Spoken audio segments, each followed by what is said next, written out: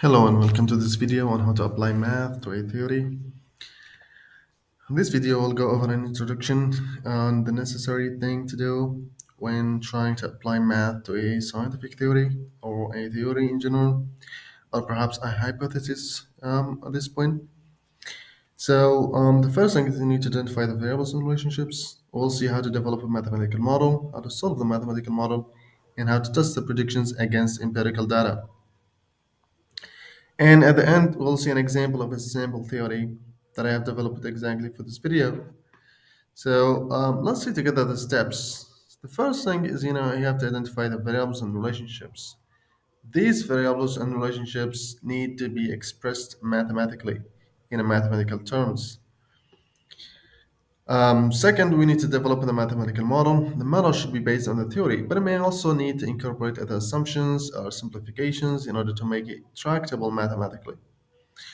And you can also based on a set of equations that are already developed by other mathematicians or something that has already been tested, not only something that you need to come up with. Third point, you have to solve the mathematical model. Solving the mathematical model in order to obtain the quantity predictions is a must. You have to predict some quantity predictions about the behavior of the system. This may involve using analytical or numerical methods depending on the complexity of the model. And last but not least, you have to test the predictions against empirical data. So the final step is to test the predictions against empirical data. If consistent with the data, then the theory has been successfully applied. If not, the theory may need to be revised or further developed. So what this means is that you need to basically carry on an experiment in order to support the claim made by your mathematical model.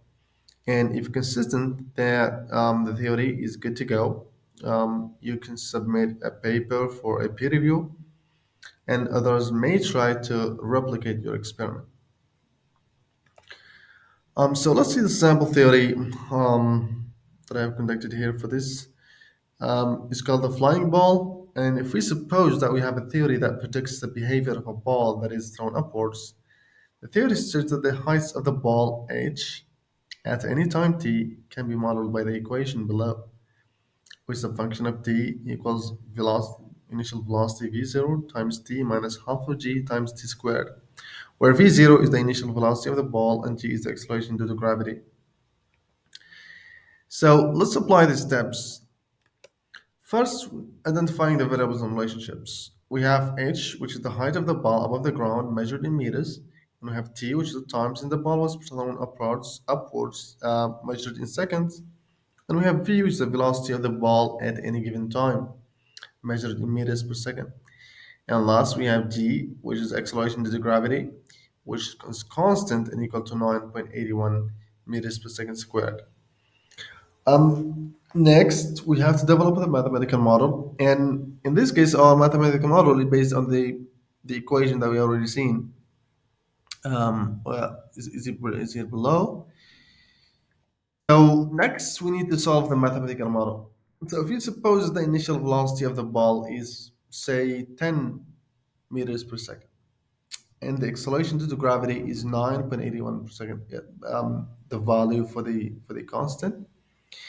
Using this information, you could use the mathematical model to predict the height of the ball at various times. For example, at t equals 1 second, the height of the ball would be, if we plug in everything, we will have 10, which is the initial velocity, times t, which is 1 in this case, minus half of g, which is 9.8, times 1 squared, which is t squared. This will give a result of 5.095 meters. So that's our result. That's the result of our mathematical model. Next step is that we need to carry on an experiment in order to confirm the result of our mathematical model. And that is to test the predictions against empirical data.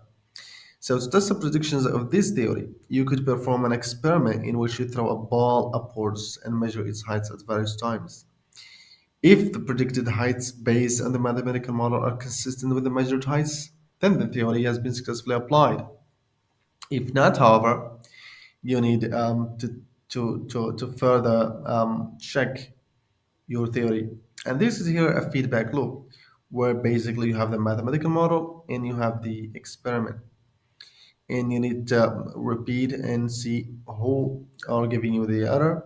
Is it your mathematical model or is it the experiment that you're carrying?